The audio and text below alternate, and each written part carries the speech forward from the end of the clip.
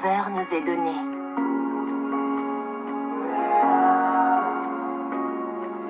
Ensemble, on apprend à le connaître. Il m'appelle à le suivre.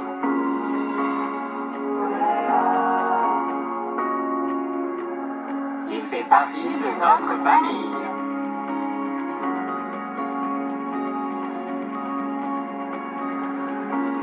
Je lui ai donné toute ma vie.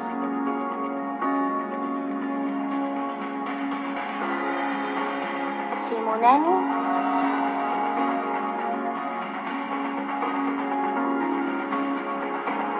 En son nom, je sers mes frères.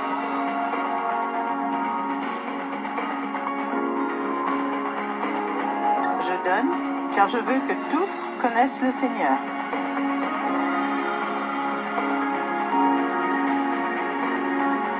À Noël, partageons notre joie de croire en Jésus.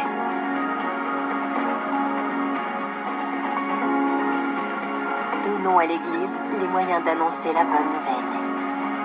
Faites un don.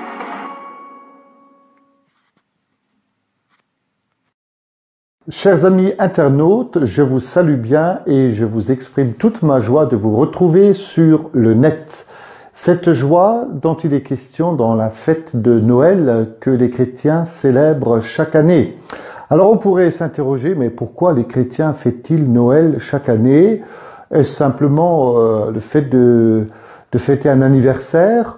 Ou est-ce que ce temps fort de la foi chrétienne nous révèle aussi en profondeur ce qu'on pourrait appeler un mystère, c'est-à-dire une fête qui manifeste clairement une spécificité de la religion chrétienne. Et c'est peut-être cela, la fête de Noël chez les chrétiens. C'est pas simplement l'anniversaire de Jésus, c'est pas simplement une fête de famille, c'est aussi une fête de famille où on échange les cadeaux. Mais pour les chrétiens, c'est d'abord Dieu qui s'est offert en cadeau en faisant irruption dans ce monde. Dieu s'est incarné, c'est-à-dire il a pris un corps en venant en ce monde, il a pris un corps dans la chair humaine et il s'est révélé à l'humanité comme l'un des nôtres, c'est-à-dire il atteste par là, comme la Bible le disait déjà dans le livre de la Genèse, l'homme est créé à l'image et la ressemblance de Dieu. Et la venue de Dieu en personne, dans la personne du Christ, ne fait que attester, j'allais dire, cette parole que la Genèse nous a déjà livrée lorsque les auteurs du récit de la Genèse essayent de nous exprimer l'identité de Dieu qui a créé l'homme à son image, à sa ressemblance, par amour, mais aussi pour lui permettre de s'élever à son rang de divinité, mais avec lui et non pas sans lui. Et donc la fête de Noël, chaque année, est célébrée par les chrétiens pour manifester clairement cette spécificité de la foi chrétienne que Dieu s'est fait homme, comme le disent les pères de l'Église d'ailleurs, pour que l'homme puisse atteindre ce rang de la divinité de Dieu pour partager avec lui cette gloire, cette victoire sur les forces de mal et de mort. Et on comprend aussi que Noël, c'est surtout la venue de Dieu dans la personne du Christ pour libérer l'humanité des ténèbres, du péché, de la mort, etc. Mais ce qui est particulièrement intéressant d'approfondir dans la fête chrétienne de Noël, c'est de regarder de très près les récits qui racontent la venue de Jésus dans ce monde, et particulièrement à travers la figure des bergers, des mages, bien sûr de Marie et Joseph, mais si on s'intéresse particulièrement aux bergers et aux mages, on pourrait dire la chose suivante, c'est que Dieu n'a pas utilisé qu'un seul canal pour se manifester, pour se révéler, pour montrer à l'humanité qu'il est celui qui s'est fait homme, enfant, pour grandir au milieu de nous, pour établir sa demeure. Alors, Joseph et Marie, qui sont issus du judaïsme, eux, ils auront accès à la lumière de la parole de Dieu pour comprendre ce qui va leur arriver quand l'ange Gabriel va annoncer à Marie qu'elle sera la mère du Sauveur et à Joseph qu'il n'ait pas crainte d'accueillir Marie comme son épouse puisque, dit-il, l'enfant vient de l'Esprit Saint. Donc pour Marie et Joseph, issus du judaïsme, ils ont la lumière de la parole de Dieu qui les guide en quelque sorte, c'est leur étoile à eux pour les guider dans leur vocation, dans leur mission d'accueillir le Sauveur, pour Marie de le mettre au monde, pour Joseph de le protéger et de lui donner un nom dans la lignée de David, pour attester qu'il est vraiment dans la lignée de l'humanité et en même temps pour lui permettre de grandir humainement sur cette terre. Et puis, la figure des bergers va nous rappeler que pour ceux qui ne seraient pas issus de la culture judaïsante ou juive, ils ont une autre lumière qui peut les amener à la crèche. Et ça va être la lumière d'une manifestation extraordinaire à travers les anges. C'est ange qui veut dire messager. Les anges vont se manifester aux bergers pour leur montrer le chemin qui les guide vers la crèche. Donc, le message de l'Évangile est très clair, c'est que quand bien même nous serions ignorants des Écritures, les Saintes Écritures, Dieu n'est pas limité dans sa façon de se révéler, de se montrer, de révéler son visage, son cœur de Père. Et puis, avec la figure des mages et cette fameuse étoile, on pourrait dire que c'est ce signe extérieur, cette lumière extérieure, à travers, j'allais dire, la réalité de la création elle-même, puisqu'une étoile, c'est un astre, et c'est à la fois quelque chose de tout à fait naturel, qui est accessible pour l'observation de l'homme, mais en même temps, un phénomène céleste qui, de façon un petit peu extraordinaire, va guider les mages vers Bethléem, vers la crèche. Donc si on récapitule, on pourrait dire que les différents canaux que Dieu va utiliser ou dont il peut disposer pour se révéler à tous les êtres humains, quelle que soit leur origine, leurs conditions, leurs possibilités ou leur impossibilité à lire, à comprendre, même sans données culturelles, je crois que le message est très clair. Dieu n'est pas limité dans son champ d'investigation pour se révéler aux êtres humains. Et si nous chrétiens nous fêtons Noël, c'est justement parce que c'est une grande spécificité à notre religion, c'est d'affirmer que Dieu n'est pas étranger à notre condition humaine. Il est tellement proche de l'humanité qu'il a épousé, si on prend l'image, il a épousé notre humanité en Jésus-Christ pour qu'en lui nous puissions épouser sa vie divine, c'est-à-dire l'éternité de son amour, de sa paix, de sa joie. Alors, le temps de Noël, bien sûr, va se prolonger au-delà des fêtes de Noël habituelles, puisque liturgiquement parlant, la fête de Noël se terminera à la fête du baptême du Seigneur, et peut-être que le fait de célébrer Noël jusqu'à ce moment-là nous renvoie aussi, en tant que baptisés, à cette réalité que par le baptême nous sommes plongés dans cette vie de Dieu qui a lui-même plongé dans notre humanité pour nous associer à toute son œuvre d'amour, son projet. Et dans ce sens, si on se souhaite mutuellement joyeux Noël les uns aux autres, c'est peut-être que nous puissions recevoir d'abord cette joie de Dieu. C'est vrai que la joie des êtres humains que nous sommes, parfois notre joie, elle est éphémère, elle est limitée parce que c'est la joie d'un instant, on se fait plaisir avec des cadeaux, mais la vraie joie, c'est cette tension permanente vers le bonheur éternel qui nous attend. Et en ce sens, je souhaite à tous les internautes un très joyeux Noël, dans le sens où cette fête puisse apporter à chacun une joie durable et sur laquelle il peut construire son avenir, son espérance.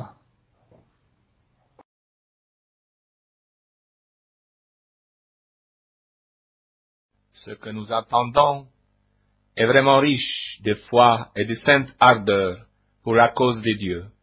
Dieu se sert de nombreuses circonstances pour exprimer sa volonté, mais surtout, il se sert des âmes humbles et silencieuses.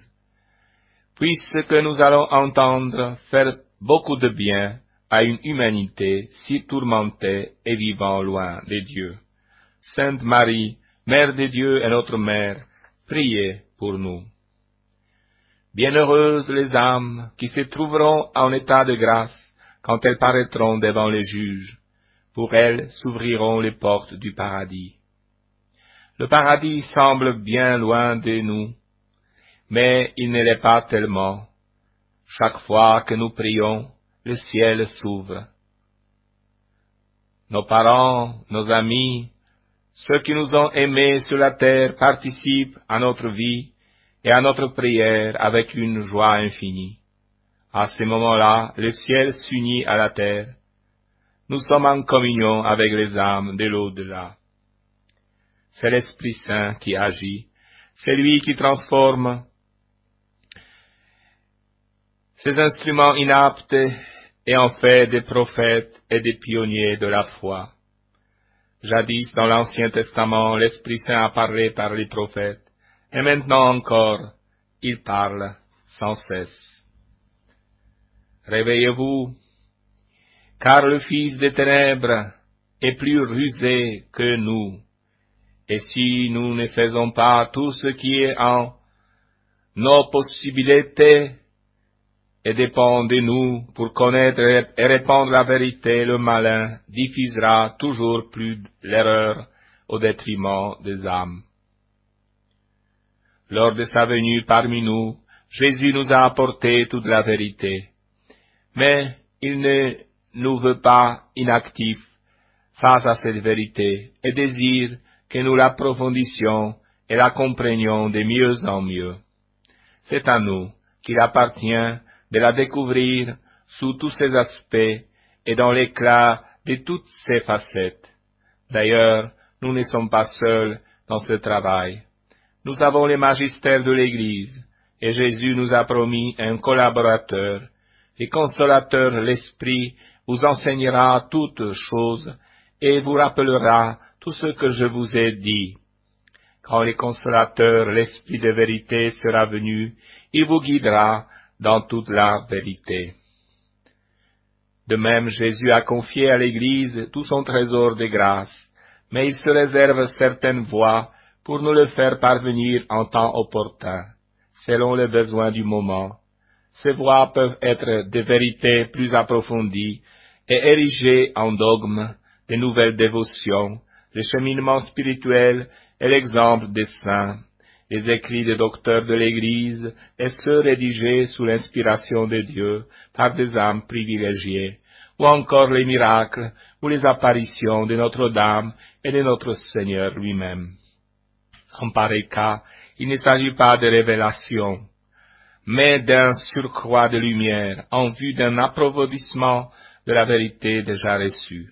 Et le Seigneur n'hésite pas à intervenir personnellement sans demander de permission, car il reste le Créateur, l'organisateur et le régisseur de son propre plan d'amour et de salut. Ne nous étonnons donc pas si à notre époque, où le monde paraît vouloir sombrer dans le péché et le désespoir, Jésus daigne venir nous rappeler, par d'humbles instruments, l'insondable miséricorde de son cœur divin, qu'il nous avait déjà révélé au calvaire, lors du coup de lance, par le double jaillissement de sang et d'eau sortis de son cœur transpercé. Oui, Jésus miséricordieux bénisse ceux qui entendent ces enseignements de la foi tout humblement et apportent ainsi l'aide et l'encouragement de leur sympathie tout en collaborant à la diffusion d'un apostolat de la miséricorde divine conduit par Jésus lui-même et par l'Esprit Saint.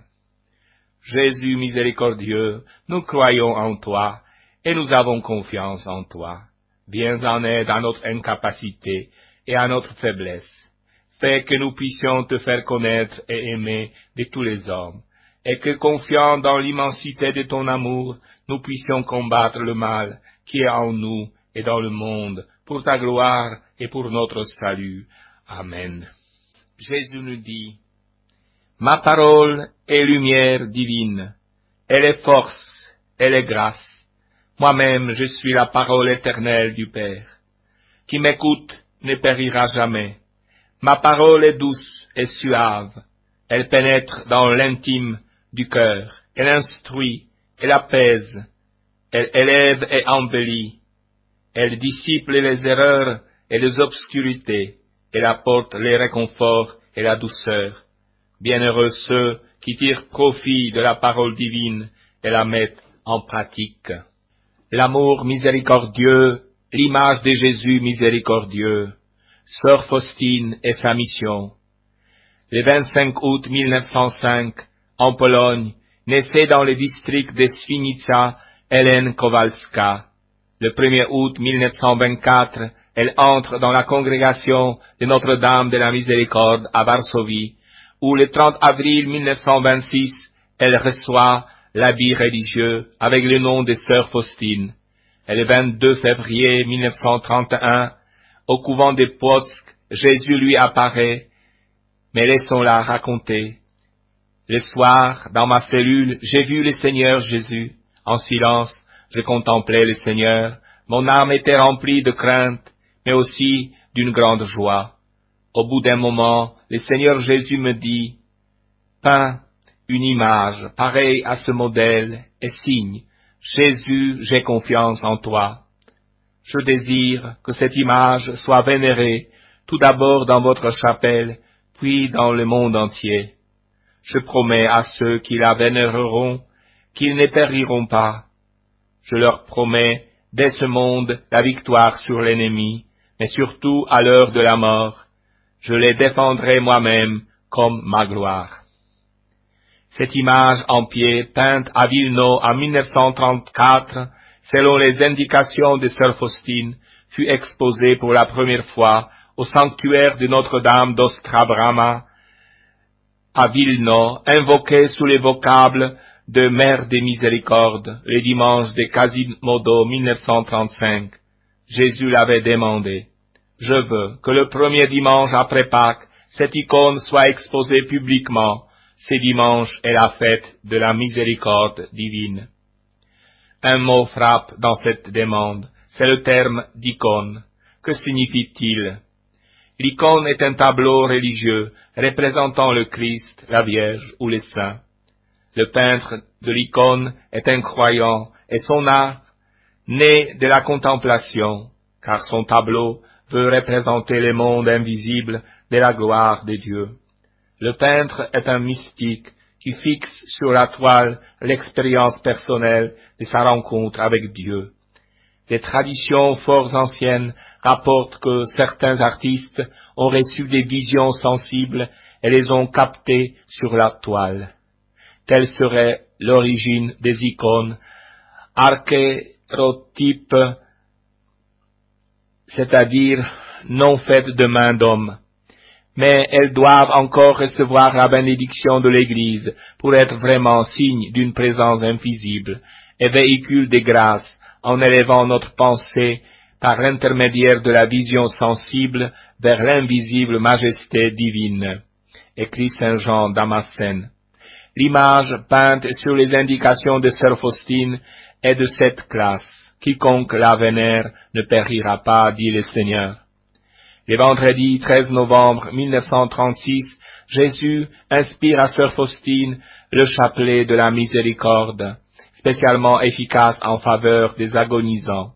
Le 10 août 1937, Sœur Faustine note une neuvaine préparatoire à la fête de la Divine Miséricorde qui commence le vendredi saint. Et sans doute au début de mai 1935, Jésus demande à Sœur Faustine de fonder une nouvelle congrégation dont il lui fixe la mission. Avec tes compagnes, tu imploreras la miséricorde pour le monde entier. Sœur Faustine mourra minée par la tuberculose le 5 octobre 1938 sans avoir vu la réalisation de l'œuvre, mais son confesseur, l'abbé Sopocko, recevra le vœu des 6 premières candidates dans la chapelle en bois du Carmel à Vilno en pleine nuit le 10 novembre 1944. Sœur Faustine a été béatifiée et puis canonisée le 30 avril 2000 par Jean-Paul II, et qui institua ainsi aussi ce dimanche après Pâques la fête de la miséricorde divine. C'est le cardinal Wojtyła Karol, archevêque de Cracovie, devenu le pape Jean-Paul II, qui fut le promoteur de la cause de béatification, des canonisations de sœur Faustine. Le 30 novembre 1980, le pape Jean-Paul II annonce au monde son encyclique sur la miséricorde divine. Jésus nous dit, Dieu dans les hommes ne cherche pas la perfection. Il sait qu'il ne la trouvera pas. Il cherche des âmes à purifier, à perfectionner et à sauver. Si quelqu'un s'étonne et ne veut pas croire que je te parle à toi, parce qu'il te voit avec tes défauts, qu'il change d'opinion, qu'il parcourt les pages de l'Évangile, et il verra comment, chez les hommes, je cherche non pas la sainteté, mais l'amour, non pas la perfection, mais la misère, non pas la grandeur et l'orgueil, mais l'humilité. Tu nous dis, je suis avec vous, avec toute l'abondance de mes dons, de mon amour et de ma grâce. Je désire vous donner tout ce que je possède. En un mot, vous pouvez résumer et dire que ce que je vous donne est le bonheur. Mais est-il possible d'être heureux dans notre monde et le mien? Monde tellement rempli de tribulations, de mal et de péché. Oui, c'est possible à condition que vous les vouliez. Celui qui est avec moi est heureux, dit Jésus, ne voit et ne ressent que joie dans son cœur. En lui-même et autour de lui, il ne répand que paix et joie. Je veux que vous partiez dans le monde entier avec cette certitude, avec le devoir que je vous assigne. Il est très difficile de vous convaincre de cette vérité, mais je vous assure que dans la mesure où vous en serez convaincus, vous réussirez à convaincre les autres. Je ne suis pas venu pour les justes, mais pour les pécheurs. Je suis venu retrouver ce qui était perdu, et pour placer sur mes épaules la croix chargée des péchés de tous les hommes, afin de soulager leurs épaules et leurs âmes. Croyez-moi, dit Jésus, je serai mort des millions de fois dans le même sacrifice sanglant, à condition de pouvoir vous sauver tous. Et pourquoi souvent doutez-vous, pourquoi croyez-vous impossible que je puisse résoudre votre situation douloureuse? Croyez-vous peut-être que je ne puisse pas opérer des miracles? Ne suis-je pas, moi, le Fils de Dieu vivant? Croyez, ayez confiance, croyez à ma puissance, à ma bonté, et sachez que lorsque tout semble humainement impossible et tout perdu, c'est à moi que restent les derniers mots, et c'est cette parole pleine de miséricorde que je prononce en faveur d'une âme, même si je suis supplié, non pas par elle, mais par d'autres seulement. Croyez que je ne reste sourd à aucune prière, qu'elle soit faite par vous, pour vous ou pour les autres. J'utilise même le plus petit acte d'amour, et avec celui-ci je construis les monuments de ma bonté et de ma miséricorde. Ayez foi et confiance, et croyez-moi, je vous aime.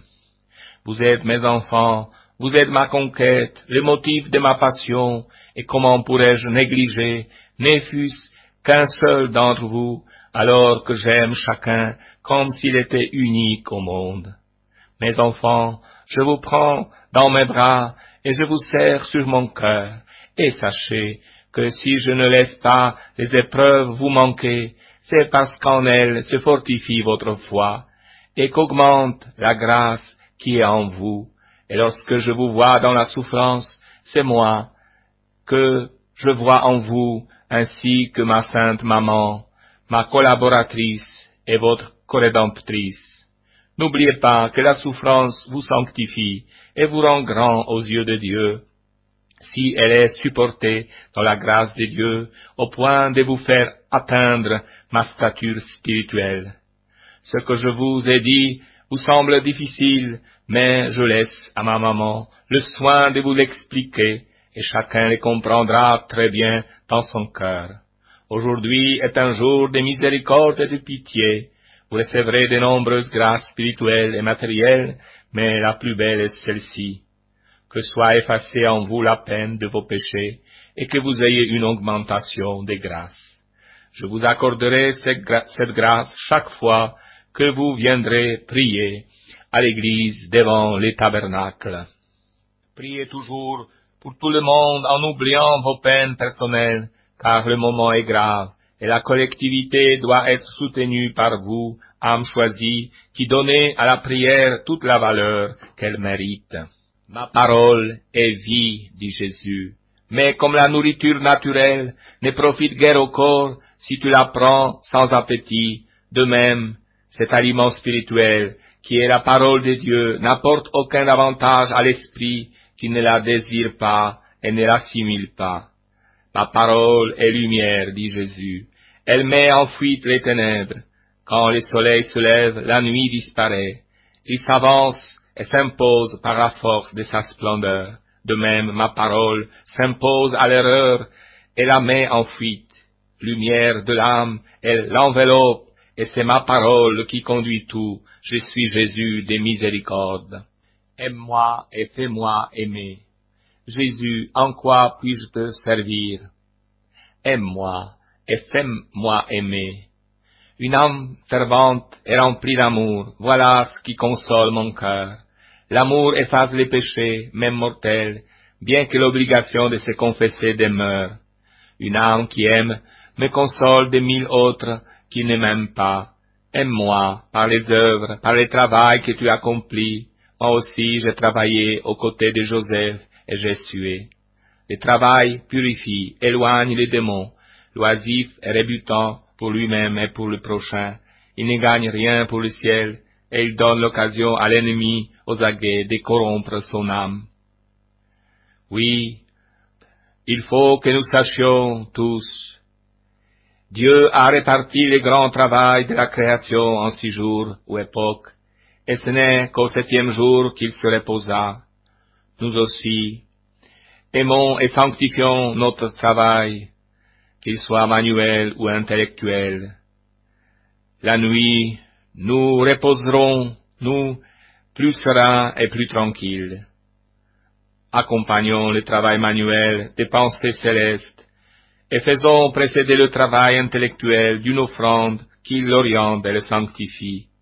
Unissons nos œuvres à celles du Christ qui a accompli et qu'il accomplira encore sans cesse pour le salut du monde. Une action faite en état de grâce et par amour vaut une éternité. Merci Jésus de ce précieux enseignement que tu nous donnes dans l'Évangile.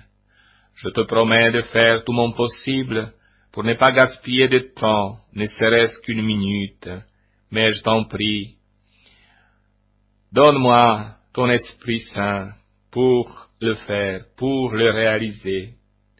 Oui, Sainte Vierge Marie, Mère du Christ, prends-moi par la main pour me conduire à Jésus, pour me faire découvrir la grandeur et la largeur de son cœur. Oui, aide-moi à mener un combat de la vie par amour pour Dieu, la Sainte Trinité, sans négliger rien de ce qui est la volonté de Dieu pour moi. Elle ne perdait pas une minute. Oui, la Sainte Vierge Marie ne perdait pas une minute. Saint Joseph non plus. Il admirait Marie, son épouse, active comme l'abeille et comme la fourmi. Elle passait sans cesse du travail manuel à la prière, sans jamais interrompre l'union intime avec son divin Fils Jésus. C'est ainsi qu'elle coopérait d'une façon merveilleuse au salut des hommes et à leur sanctification. Oui, elle est un modèle parfait de dévouement, de la réponse donnée à Dieu à sa volonté, qu'il me soit fait selon ta parole.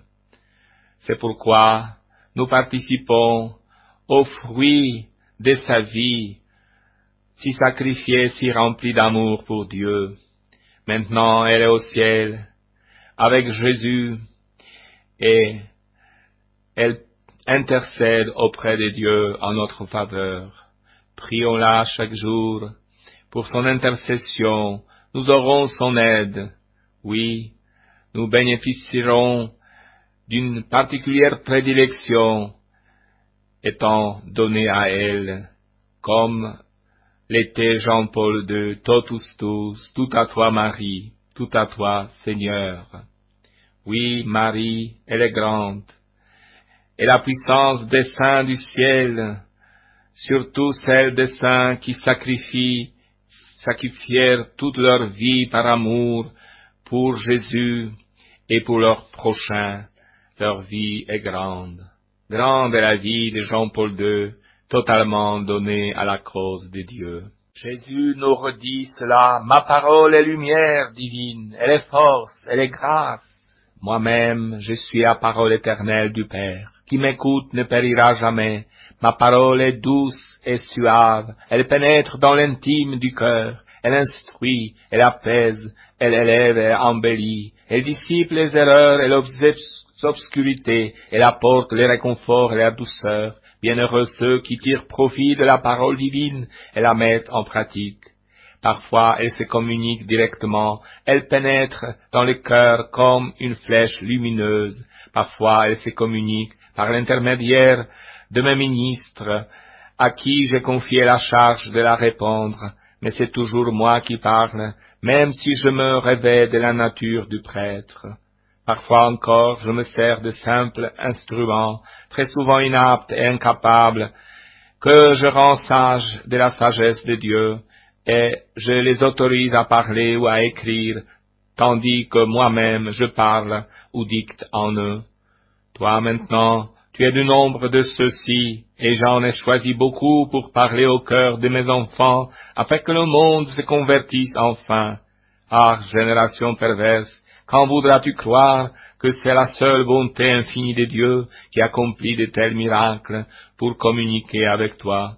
C'est moi qui choisis mes prophètes parmi le peuple qui les oint de mon huile divine et les rend capables de dire des choses saintes divines. Aimez la divine parole, quel que soit le vêtement qu'elle porte, répandez la parole divine, car cela revient à dire, répandez la vérité. Elle est lumière, elle est vie, elle est chemin. C'est la parole éternelle du Père qui passa, créatrice sur la masse informe. C'est la parole éternelle du Fils qui détruisit l'erreur et apporta la vie. C'est la parole éternelle du Saint-Esprit qui anima l'homme et maintenant encore anime l'Église, mon épouse bien-aimée. Écoutons ce que Jésus nous dit. Ô parole bénie, descends dans le cœur des hommes comme une douce rosée, bouleverse et supprime les laideurs qui aveuglent l'œil humain. Montre comme il est beau de servir et d'aimer Dieu et lui seul. Montre comme la vie est brève et comme il faut l'employer de la façon la meilleure. La parole de Dieu est la perle précieuse, ou la pièce de monnaie qui cherche la ménagère. Quand elle l'a trouvée, elle la garde et la cache, car elle sait qu'elle vaut une éternité de gloire. Oui, recevons les paroles de Dieu avec un cœur pur, et faisons-les fructifier. Soyons avides de cette sémence et de cette récolte, car un jour, nous devrons rendre compte au Père de ce qui nous a été dit pour nous et pour les autres. Ô Seigneur, je crains de ne pas savoir correspondre à ta volonté. Tu me réponds, ne crains pas, confie-toi toujours à moi, avec humilité et simplicité, ne présume jamais de tes forces. Confie-toi à Marie, la Sainte Vierge, qui fut la mère de la divine parole, à celle qui garda jalousement dans son sein la parole vivante, que j'étais, comme elle garda dans son cœur mes enseignements durant ma vie mortelle. Oui, tu nous dis, prie-la, la Sainte Vierge, sans cesse, de te détailler les enseignements divins que je te dispenserai dans les heures que tu m'accorderas au cours de la nuit, et sois sûr qu'en bonne maman et en bonne maîtresse, elle te fera grandir en vertu, en sainteté et en perfection, de manière à te rendre agréable à ses yeux et à ceux du Père et aux miens. La fête. Dans l'immense variété des êtres vivants, l'homme est le seul à savoir faire la fête. Nous sommes aussi les seuls que bien souvent la vie même ennuie. Aussi aimons-nous casser les rythmes et vivre quelques heures au régime de notre rêve. En effet, nous sommes porteurs d'un désir. Celui-ci s'avère au fil des ans impossible à combler. Bien sûr, ce désir est notre force, puisque sans cesse nous essayons de lui correspondre. Pourtant même les mieux nantis s'aperçoivent que leur désir est impossible à réaliser. Lorsqu'une étape est franchie, notre désir creuse un peu plus profond ses ambitions avouées et nous relance vers une nouvelle recherche. Oui, vraiment vivre peu de temps, du certain à fait. Jésus, parce qu'il connaît parfaitement le cœur de l'homme, n'ignore rien de notre quête épuisante. Voilà pourquoi il nous annonce que cette vie dans laquelle nous sommes embarqués ne révélera son plein aboutissement que dans un au-delà. Et lorsqu'il nous parle de cet au-delà, Jésus emploie toujours les images de nos fêtes. Le royaume des cieux est semblable à des noces, à un banquet plein de chants et de lumière. Il sera porteur de joie et d'une joie qui ne finira pas. Dès lors, nous pouvons aimer nos fêtes. Elles ne sont pas des leurres trompeurs. Elles sont comme l'anticipation. Elles sont les paraboles de cette paix et de cette joie qui nous sont promises par notre Sauveur. La fête dans nos sociétés, de tout temps. Il s'agit de rappeler quelques éléments essentiels d'un point de vue anthropologique. La fête, sur ses multiples formes, est une constante dans la vie des groupes et des individus, et ce depuis les origines de l'humanité. 3 dimensions peuvent être évoquées. Une dimension universelle. Toutes les civilisations, et ce que les études ethnologiques nous disent des plus anciennes traces de vie sociale, sont marquées par des types particuliers de rassemblements à forte densité symbolique et rituelle. Ces manifestations, souvent à caractère collectif, ne sont pas sans conséquences sur les individus et traduisent, sinon produisent, des sentiments parfois indicibles, de joie et de plénitude intérieure. Il y a bien une symbolique fondamentale de la fête, exprimée dans le déroulement des célébrations, aux structures multiples et adaptées au sens de ce qui est célébré. Une dimension mémoriale et anticipatrice. La fête a toujours un caractère d'actualité, mais il est rare qu'elle ne fasse pas référence à un événement passé, fut-il immédiat. Les groupes et les personnes font mémoire, soit de quelque chose qui fut heureux ou positif, et dont on veut d'une certaine manière prolonger les effets, soit d'une épreuve ou d'un malheur dont on célèbre la fin ou la sortie et que l'on veut d'une certaine manière exorciser. Mais ce qui est célébré dans l'instant veut être souvent indicatif de ce que l'on souhaite pour l'avenir, que ce soit sous la forme d'un état favorable et permanent ou par le biais d'événements qui peuvent changer le cours des choses et apporter à chacun ce qu'il cherche ou ce qu'il attend en profondeur. Une dimension spirituelle et mystique. Sans faire ici référence à une tradition religieuse particulière, nous devons noter que la dimension festive d'un sentiment ou d'une manifestation publique, ce qui les singularise dans l'expression par rapport à la vie quotidienne, est souvent lié à une impression de dépassement de soi, d'ouverture à d'autres registres de l'existence, voire des surcapacités, fût-elles provisoires ou éphémères. Il y a bien une mystique de la fête, au sens où celle-ci donne accès sous différentes formes aux sources mystérieuses de la joie et de l'exaltation spirituelle. À ce niveau fondamental, la distinction sacrée-profane ne joue pas. On peut dire en effet que la dimension spirituelle, qui est le support et le relais du religieux, caractérise ici tout être humain, dans la mesure où il est capable de se découvrir comme transcendant et intérieurement capable d'organiser sa propre démarche symbolique. Pour un meilleur équilibre, nous envisageons ici la fête du point de vue éthique, tant sur le plan individuel que social. Elle peut permettre, si toutefois elle n'est pas l'occasion d'excès et de déséquilibre, une certaine harmonie des comportements. Elle rassemble et unit les personnes, souvent en deçà ou au-delà des tensions ou des conflits. Trois autres dimensions la caractérisent alors. Une dimension vitale. Il y a dans toute fête quelque chose qui exprime les jaillissements de la vie, l'expression des forces vives, souvent retenues pour différentes raisons, prisonnières des convenances ou des codes sociaux. Un certain franchissement des interdits, une libération des contraintes sont vécues dans un climat de sérénité et de compression. Cela peut être accentué par des changements de rythme, de véritables ruptures dans ce qui est parfois devenu une existence monotone ou stressée. L'un et l'autre cas peuvent se traduire par des états dépressifs. La fête est souvent l'occasion d'un véritable dénouement personnel ou d'un défoulement. On peut alors considérer l'humour, qu'il soit lié à des fêtes particulières ou qu'il ait en lui-même une dimension festive, comme une source et une forme de bien-être ou de mieux vivre. De nombreux essais ont d'ailleurs été écrits à ce sujet sur les bienfaits du rire et de la détente qu'il produit. Une dimension fraternelle. Elle est probablement la plus évidente pour un grand nombre lorsque nous parlons de la fête.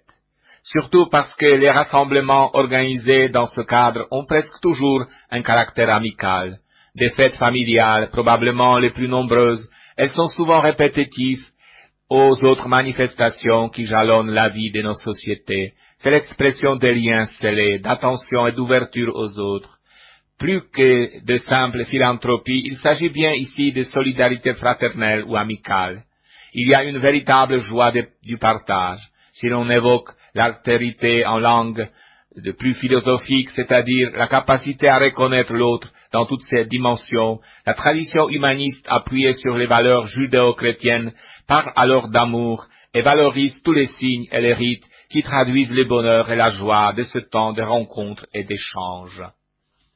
Une dimension pacifique. Sans être nécessairement la plus évoquée, cette dimension est pourtant essentielle. La fête, au-delà du conformisme de certaines manifestations, permet de rassembler des personnes qui auraient, sur certains plans, toutes les raisons d'être opposées. La célébration de certains événements peut permettre l'expression d'un consensus humain, moral ou spirituel, dépassant les situations des conflits. Comment ne pas évoquer ici les grands rassemblements sportifs à dimension planétaire, ou les commémorations traduisant tout autant la fin d'épreuves que la volonté de faire dominer la paix. Même des slogans comme « Peace et Love »,« Paix et Amour » ayant accompagné certains grands rassemblements informels de jeunes, à dimension parfois excessivement festive, disent quelque chose de cette volonté de faire dominer ce qui unit plus que ce qui divise. La fête est toujours quelque part une célébration de la joie, un acte d'espoir si ce n'est d'espérance. Une occasion à ne pas manquer pour qu'un jour soit différent d'un autre, a écrit Antoine de Saint-Exupéry dans Le Petit Prince. Et la fête chrétienne, est-ce fête tous les dimanches? Est-il possible d'avoir tous les 8 jours le cœur en fête? N'est-ce pas là un rythme trop soutenu qui provoque la tiédeur plutôt que l'enthousiasme? Mais à vrai dire, qu'est-ce qu'une fête? Une fête, c'est deux choses. C'est d'abord une occasion, une circonstance que l'on tient précisément à ne pas manquer, mais à mettre en relief, à célébrer. Et c'est ensuite une invitation, car fêter ne se fait pas seul. On tient à y associer ses proches, ceux qu'on aime ou que l'on estime indispensables pour que la fête soit vraiment réussie. Ceci permet déjà de répondre à la question: est-il possible d'avoir tous les 8 jours le cœur en fête? Non, s'il s'agit de se mettre le cœur en fête, car l'origine de la fête ne provient pas de nous. Elle surgit d'une circonstance et d'une invitation. Celles-ci peuvent m'atteindre plus ou moins fort, me rejoindre plus ou moins intimement, mais je puis aussi me laisser prendre au jeu. L'occasion rêvait la vie. La première fête chrétienne en son apparition historique dès le Nouveau Testament et en son importance, c'est le dimanche. Pourquoi donc? Parce qu'on y fête la résurrection de Jésus-Christ. L'importance du dimanche vient de ce qu'il célèbre le cœur de notre foi, la victoire de Jésus sur la mort et les forces du mal. La résurrection de Jésus, c'est la déclaration du Père à l'adresse de son Fils, dont l'amour a été jusqu'à subir la croix. C'est toi, mon Fils, c'est toi que je reconnais comme l'expression humaine parfaite de moi-même. La résurrection de Jésus, c'est la transfiguration de toutes choses dans l'Esprit Saint. On comprend que l'Église saisisse cette occasion pour nous inviter. La première et seule raison de rejoindre l'assemblée du dimanche, c'est que nous y sommes invités, convoqués, que nous ayons le cœur en fête ou pas. Les déclencheurs de la fête n'est pas en nous. C'est ce qui permet d'ailleurs de sortir de nous-mêmes et de découvrir une autre manière d'être et de vivre. Très rapidement dans l'histoire, les chrétiens ont aussi instauré une fête annuelle de la Pâque. Avec le dimanche, ce sont les deux fêtes les plus anciennes et les plus importantes parce qu'elles expriment les fondements de la foi chrétienne. Elles nous permettent de nous brancher sur la source de la vie, le Seigneur Jésus lui-même, ressource essentielle, captation des énergies nouvelles. Fêtes tout au long de l'année. Dans la série de fêtes chrétiennes que nous connaissons aujourd'hui, on peut déceler 3 couches. La première est l'apparition au IVe siècle des autres fêtes qui célèbrent des épisodes de la vie de Jésus. D'abord sa naissance à Noël, première fête établie vers 335 à Rome après celle de Pâques. À la fin de ce même siècle, on voit apparaître en Orient l'Ascension et la Pentecôte, en rapport avec la réflexion sur l'Esprit Saint et son rôle dans la vie de l'Église, dont traitera le deuxième concile œcuménique réuni à Constantinople en 381. La seconde couche est typiquement occidentale, c'est ce qu'on a appelé les fêtes d'idées, comme celle de la Sainte Trinité. On ne fête plus un événement de la vie du Christ, mais la fête est l'occasion d'approfondir un mystère.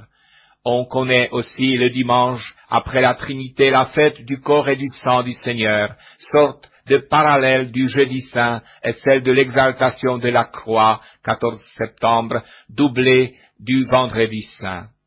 La dernière couche est celle des fêtes de la Vierge Marie, 15 août, 8 décembre, etc., et des saints. Là éclate la fécondité de l'œuvre de Dieu parmi les hommes. Et l'on peut se plaire à considérer les merveilles réalisées par Dieu en nos frères et sœurs, et à se mettre sous leur patronage. Beaucoup d'entre nous portent d'ailleurs un nom de saint. C'est pour cela aussi qu'il y a la fête de tous les saints le 1er novembre. Il n'est pas sans intérêt de considérer l'ordre d'importance de ces fêtes. Celui-ci est indiqué dans les documents issus du dernier Concile Vatican II. Dans son premier chapitre, il cite les divers temps de l'année, non pas selon les cycles de l'Avent à la fête du Christ roi, mais par l'ordre d'importance. Voici ce que cela donne. Les Triduum Pascal, les 3 jours qui commencent au jeudi saint par la messe du soir et s'achèvent au dimanche de Pâques. Ils célèbrent le cœur du mystère chrétien, la traversée de la mort pour vivre en ressuscité. Puis le temps pascal, c'est-à-dire les 50 jours que l'on se donne pour fêter Pâques, pour vivre de ce mystère sous tous ses aspects, jusqu'à la fête de la Pentecôte. À la 3e place, le carême, ou la préparation des catéchumènes au sacrement qui les font chrétiens. Ce temps n'apparaît qu'en 3e lieu, après le temps pascal, à la différence de l'importance qu'on lui donne dans la plupart des paroisses. 4e place, le temps de Noël. 5e place, le temps de l'Avent. 6e place, le temps ordinaire, c'est-à-dire les 34 dimanches semaine que ne marque aucune fête spéciale, sauf les fêtes de saints. Un des grands intérêts de cette construction nommée année liturgique, c'est le rythme qu'elle inscrit dans notre existence. Ce n'est pas chaque jour Noël ou Pâques. il y a du quotidien, temps ordinaire, des fêtes des saints que l'on aime bien, des fêtes de Marie, la première d'entre nous, et surtout les dimanches qui rappellent tous les 8 jours que nous sommes des ressuscités, ou du moins en voie de l'être, chaque fois un peu plus. Cette succession fait en sorte qu'il n'y a pas 2 jours qui se ressemblent. L'autre intérêt consiste à nous inscrire dans une histoire, à nous situer dans notre présent, mais en rapport avec un passé et un avenir. Car nous fêtons le Christ à la fois pour lui et pour nous, pour donner du piment à notre propre existence grâce à lui. Si donc la fête est bien située dans l'aujourd'hui, elle fait nécessairement référence au passé. Tout comme notre anniversaire qui se fête aujourd'hui, mais en rapport avec notre date de naissance. Par ailleurs, la fête chrétienne nous ouvre aussi l'avenir. La résurrection de Jésus nous projette en avant, esquissant déjà notre vie de ressuscité plénière dans la communion des saints. Célébrer les fêtes, cela donne des repères. On sait où l'on se trouve, situé dans une histoire où Dieu nous attend. Vivre la fête, cela ne me touche pas, entend-on dire parfois. Effectivement, la Pentecôte peut advenir un jour où je n'ai pas la tête à cela. Cette fête ne se présente pas à moi comme un événement de ma propre histoire, à la manière de certaines autres comme ma naissance, pour mon entourage, mon mariage ou mon anniversaire. Bien sûr, mais une des caractéristiques de la fête, c'est le fait d'y être invité. Toute fête est un appel. À nous de l'entendre, de le saisir, d'en profiter. Quelque chose manque toujours à la fête si tous les invités ne sont pas venus, car la fête se nourrit de la présence des invités. La fête est pour tous, elle est d'autant plus réussie qu'on est tous là. Il faut s'accorder des jours de fête et plus encore s'accorder intérieurement à la fête. Quel est le sens de la fête selon la Bible? La fête joue une triple fonction, mémoriser, remémorer et commémorer. Mémoriser tout d'abord, la fête sauvegarde de l'oubli. Par définition, un événement n'arrive qu'une fois et il faut le sauver de l'oubli, l'enregistrer ou mieux l'inscrire dans la série des actes fondateurs. On proclame dans les psaumes « Une fois encore Dieu nous a sauvés ». La fête fonctionne donc comme lieu de mémoire collective et de transmission aux générations plus jeunes. Pourquoi cette nuit est-elle différente des autres nuits? Demandent les plus jeunes enfants lors du repas pascal.